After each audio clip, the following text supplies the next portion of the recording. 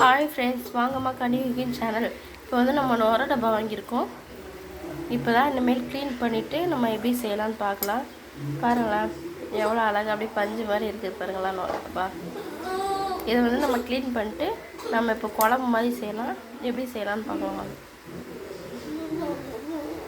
First கழுவிக்கலாம். மஞ்சத்தூள் உப்பு போட்டு கழுவி எடுத்துக்கலாம். இந்த பக்கம் ஃபிஷ் ஃப்ரைக்கு மசாலா போட்டு வச்சுருக்கோம். நல்லா கழுவி க்ளீன் பண்ணி வச்சாச்சு. இப்போ வந்து குக்கரில் எடுத்து போட்டுக்கலாம். புளிஞ்சு போட்டுக்கலாம், ஏன்னா இதுக்குள்ளேயே தண்ணி இருக்கும். இப்போ பாருங்கள், தண்ணி நுர வருதா. குக்கரில் போட்டிருக்கோம். நம்ம தண்ணியே ஊற்ற தேவையில்லை, அப்படியே மூடி போட்டுடலாம். ஆனால் இதில் இருக்க தண்ணியே போதுமான தண்ணி.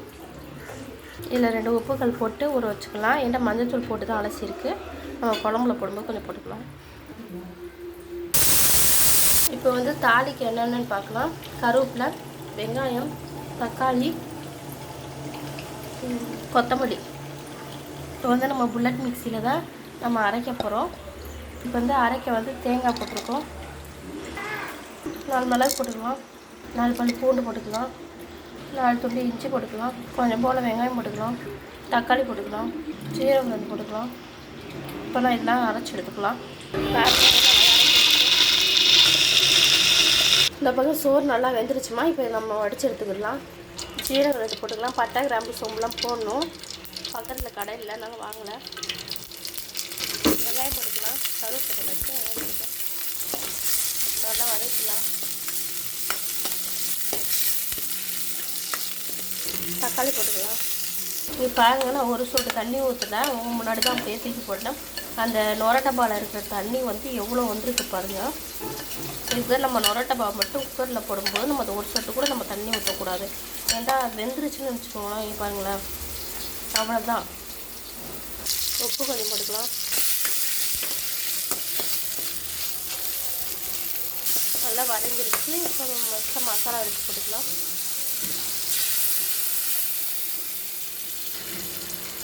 நல்லா இதை வதக்கி போட்டுக்கலாம். கரம் மசாலா கொஞ்சம் போட்டுக்கலாம், மிளகாத்தூள் போட்டுக்கலாம், மல்லித்தூள் போட்டுக்கலாம்.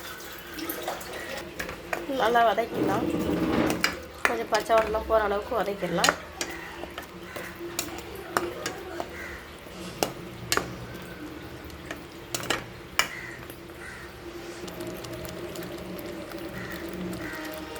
இப்போ எடுத்து ஊற்றிக்கலாம்.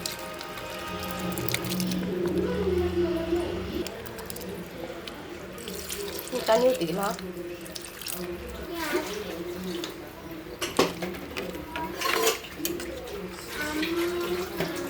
நல்லா கொதி வரட்டும்மா. இந்த பக்கம் நுர தான் வந்திருக்கு. கொதிக்கிறதுக்குலாம் நம்ம எண்ணெய் ஊற்றி மீன் பொரிச்சிடலாம். எண்ணெய் காஞ்சோன்னா மீன் வச்சுக்கலாம்.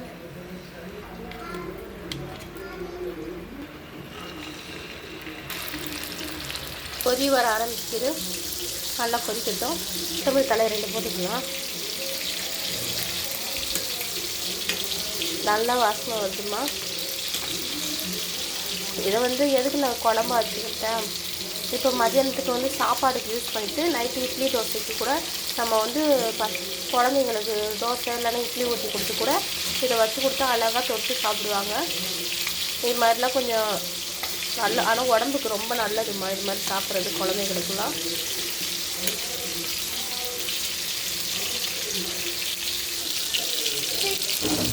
இந்த பக்கம் மீனை பரட்டி போட்டுக்கலாம்.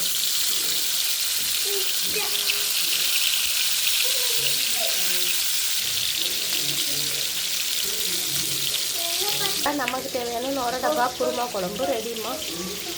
நாங்கள் இந்த வீடியோ பிடிச்சிருந்தால் லைக் பண்ணிக்கோங்க. மீன் பொரிஞ்சுக்கிட்டு இருக்கு.